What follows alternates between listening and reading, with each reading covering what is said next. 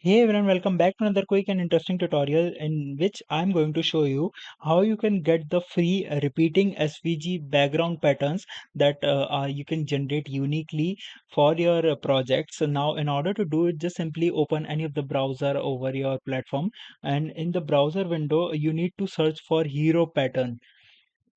Search for heropatterns.com. Once you search this website, a website will open right in front of you. From here you can select the color patterns as well that you can generate the color palettes from other websites.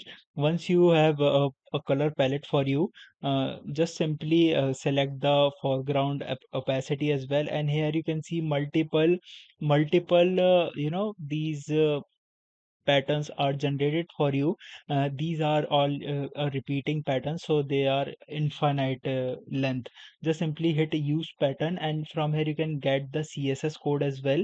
And just simply copy the CSS code, or you can get the unstyled SVG directly downloaded for you.